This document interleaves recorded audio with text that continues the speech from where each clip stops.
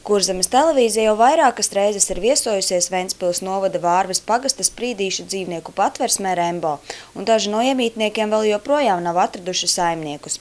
Atvērto durvju dienas mērķis ir parādīt sabiedrībai, kā strādā dzīvnieku patversme un kur paliek saziedotās naudas summas, pārtika vai citi ziedojumi.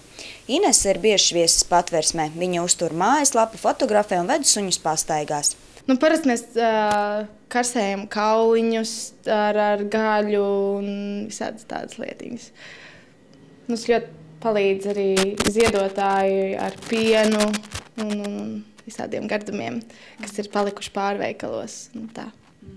Kas ir tās lietas, varbūt, ko vairāk vajag, ja brauc kāds grib kaut ko ziedot, varbūt tīri ne naudas ziņā, bet kaut kādu pārtiku?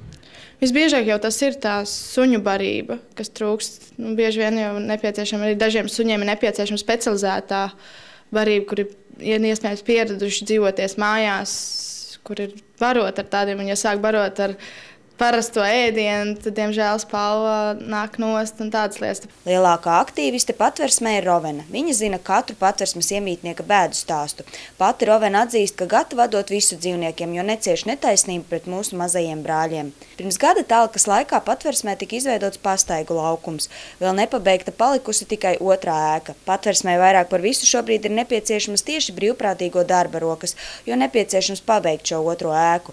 Rovena aicina pieteikties arī kādu brīvprātīgo pensionāru bez kaitīgiem ieradumiem, kas būtu gatavs uzturēties patversmē un uzraudzīt tās darbību. Šim nolūkam ēkā ir iekārtota dzīvojamā istaba ar visām ērtībām.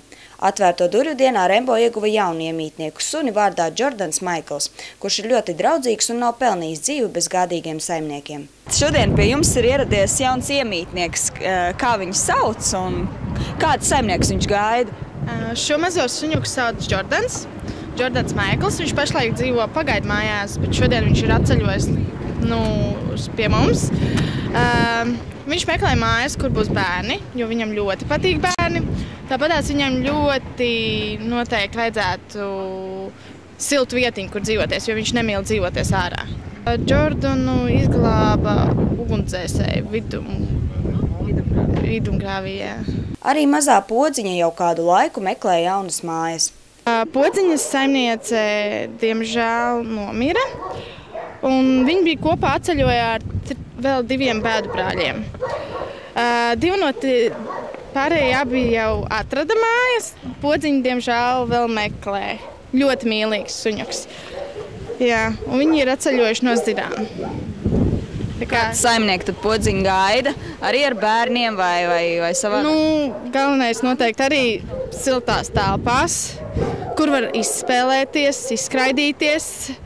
Un es pieņemu, cik ir redzēts arī ar bērniem. Viņai ļoti patīk bērni.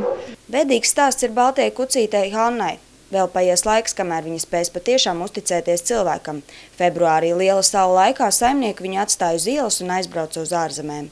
Viņu atveda pie mums uz patvērsmi un varēja redzēt, viņai ir arī rēķiņa uz purniņa, ka ir svilināts ar cigareti. Tā kā var redzēt, kāda īstenībā ir cilvēki, kāda spēja būt cilvēki. Tāpēc arī suņuks ir mazliet bailīgs un viņai ar laiku vienkārši veidojās uzticība cilvēkam. Šis vecais kungs meklē mājas vecumdienām. Patversmes darbinieki raksturo viņu kā paklausīgu, tīrīgu un pieklājīgu. Pilnīgs pretstats ir enerģiskais Brunis. Viņam ļoti patīk rotaļāties ar bumbiņu, un viņš dievina bērnu sabiedrību. Meklē mājas, jauns saimnieks. Viņš ir draudzīgs ar bērniem, spēlējās, paklausīgs. Steidzam, Brunim vajag mājas. Steidzam un labu draugu. Mājas vēl nav atraduši daži suņi, par kuriem stāstījām jau iepriekšējā reizē. Nevaldāmais un vienmēr enerģiskais suņu puika Ernests, paklausīgā kucīte Džese, kas būs labs ģimenes draugs, un nopietnais grāfs, kurš būs lielisks sargsuns kādā lauku saimniecībā, tomēr kurš pāri darījumu dēļ nedraudzēsies ar bērniem. Ir vēl arī citi. Šobrīd patversmē ir aizpildītas visas 17 vietas. Pēdējā laikā visvairāk dzīvnieku nāk no Pārventas, Pilsielas rajona, Vārves un Zlēkām. Vai jūs tā uzreiz uzticat dzīvnieku cilvēkam, kurš ierodas un pasaka, es gribu, teiksim, Podziņu, tagad es viņu vedīšu uz mājām? Parasti tā nav, bet cenšamies jau skatāmies, kas ir par cilvēku, ievācam informāciju, ne tā ievācam, bet noskaidrojam telefonu numurus, kontaktu informāciju, jo mēs arī pēc tam cenšamies pārbaudīt kā dzīvnieci viņiem klājās jaunajās mājās. Kā dzīvnieks nonāk līdz patversmei? Vispirms jāzvana Ventspils komunālajai pārvaldei, kas tālāk sazinās ar uzņēmumu Djuma 4. Šīs uzņēmums nodarbojas ar klaiņojošu dzīvnieku ķeršanu Ventspilī. Viņi tad nogādā dzīvnieku uz patversmi, kuram tiek dotas 14 dienas, lai atrastu saimnieku. Ja tas nenotiek, tad dzīvnieks ir jāiemīdzina.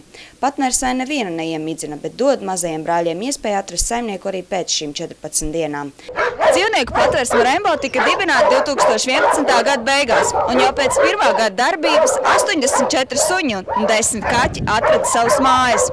Par veiksmes stāstiem varat lasīt mājaslapā rembo.lv.